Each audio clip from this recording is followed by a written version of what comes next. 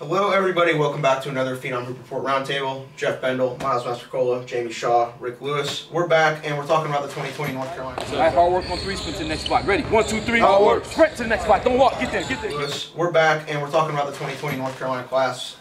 Class that some people have said maybe a little down. Some people say, wow, it's really good at the top. But we're each going to bring our top 5 guys and kind of have a little discussion about that. I'll start. That's cool. Number 1, I got to go with Isaiah Todd. He might, nationally, his ranking has dipped a little bit. But I think his ceiling is still at the point where it's among the best of anybody in high school, period. He's 6'11", can create for himself basically whenever he wants on anybody. He's a walking mismatch. Anytime you have a guy like that, that's big, that's skilled, and is starting to really bring the dog more out in him in recent games, that he's just it. He's just the guy to be number 1. Number 2, I got Day'Ron Sharp. He is probably the best rebounder in the state of North Carolina, regardless of class.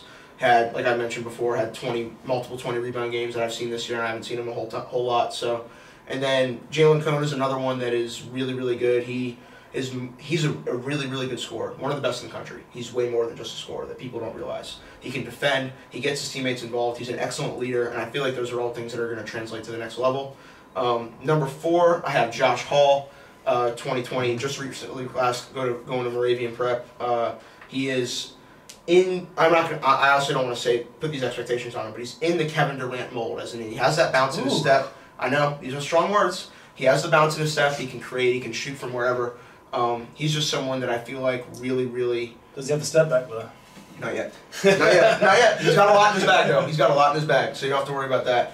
And then my number 5 is Ricky Council. Ricky 4, as a lot of people like to call him. He is a sweet shooting 6'5" wing at a Southern Durham, and...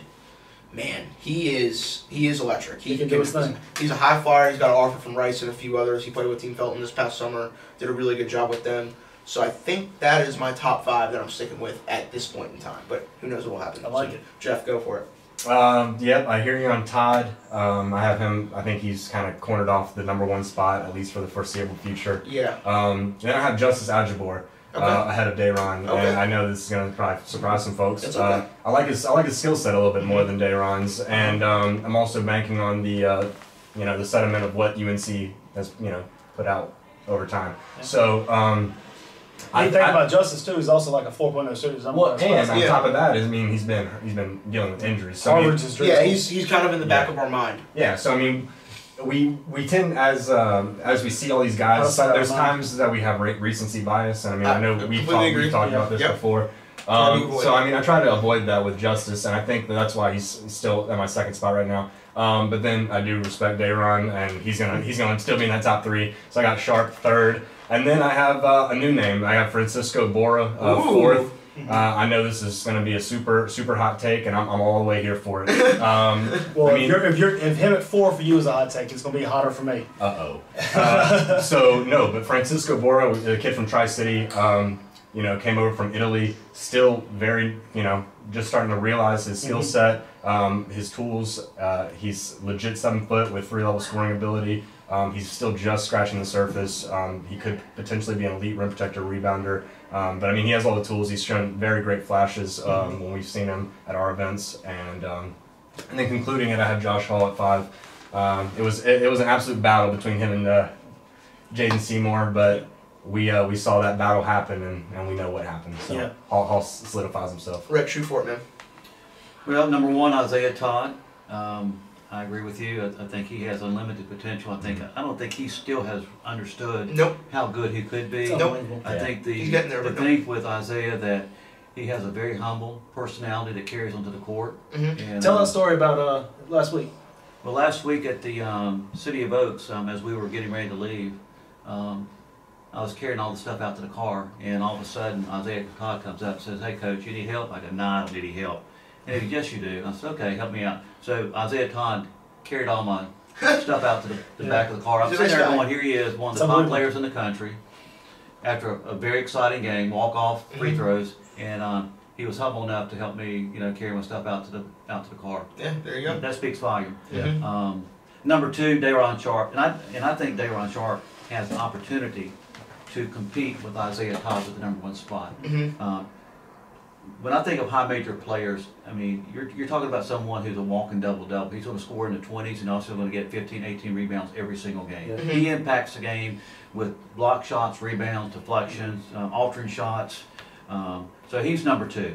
Number 3, I think he is the pound for pound, probably one of the best players in the country, and that's Jalen Cone. I think everybody sleeps on him because of his size.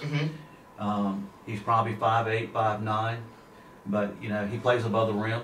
He's athletic, he's bouncy, and there's one thing I've learned about kids like that, and I go back to people like, you know, Grant Williams, different position, but Grant Williams had that chip on his shoulder. He had that it factor. You look at ECU with Jaden Gardner. Yep. Everybody talked about they were undersized for their position. Jalen Cone has the it factor. He goes out and plays as hard as he can. He makes an impact. And I feel like ranking should be based on how they produce now, not so much as far as their long-term potential, because we don't know what their long-term potential is. No one would have guessed Grant Williams would have been where he is, or Jaden Gardner would have been. So I think, to me, I look at it as consistency of how they produce currently, more than anything else. Gotcha. Number 4, Josh Hall. Yep. I think he's proven time and time consistency. We saw him against Oak Hill and again tonight against a very good team with Concord Forest Assembly, and he put on a scoring exhibition. Those are my top 4. Now going into number 5, it's a cluster. I don't, and the reason why I say that is these top 4, all these guys have proved themselves as far as being consistent. Every single game, you know what you're getting from them. These others have been inconsistent to some degree. So my next group, and I would say my 5th one would be a tie between Jaden Seymour, Silas Mason, Shaquille Moore, Tristan Maxwell would be. Okay. I haven't seen Ricky Council this year. And he was not playing in the game, so I haven't really seen him. But you know, I would cluster those as my 5th person. I got you. Yeah, any of those guys can really make a case. I know Maxwell's shooting lights out this year, but yeah, there we go. Go for it, Jamie. So for me, I think we got unanimous with Todd. I think it's hard not to put him just in a class of his own. You know, even if we're going with tiers, I think he's kind of in a tier of his own. I would agree. Yeah. I would agree with that. Second for me, also Dayron Sharp. What really did it for me with him was how he rebounded the ball. Last time I saw him was at the John Wall, and he was a maniac. And I went back and go watch the film when I was putting a video together for it, and he was all over the place, flying all over. Top the floor. 4 in the history of that tournament. It was unbelievable. He was out of area rebounding, in area rebounding. Just his ability to change the game in possessions and start new possessions and stuff with on the boards was unbelievable. And he has touch and great hands and all that stuff too. Can shoot a little bit too. You know, and he's still growing. And I think Sharp's a good one. And then my next one's Francisco Bora. Okay. Tri-City. Jeff mentioned him earlier. He's a true 7-footer. What's so impressive about him is his skill set. He's a true back-to-the-basket type of player. He can step out and knock down the 3-ball, extend the offense as a trail big in that manner, pick and pop type guy. But you can also give him the ball on the block, and he can use footwork with his back to the basket, which is a versatile for a big. And he's legit 7 foot, and you know, he's just got all the talent in the world. For a dying breed of a big man. Yep. My next one at number 4 is Jaden Seymour. I love his ability as a playmaking type of forward. You know, that's kind of the where the game is going these days, where the kind of the tweener forwards, the 4-3s, 3-4s, who can handle the ball and create for themselves and others.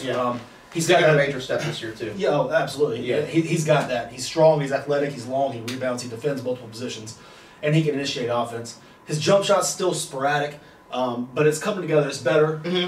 You know, you have to respect it now, whereas in the past it didn't. And he's put his elbow above the rim now. Yeah. And then for me, prior to this event, when I took my notes for this down, I had somebody different.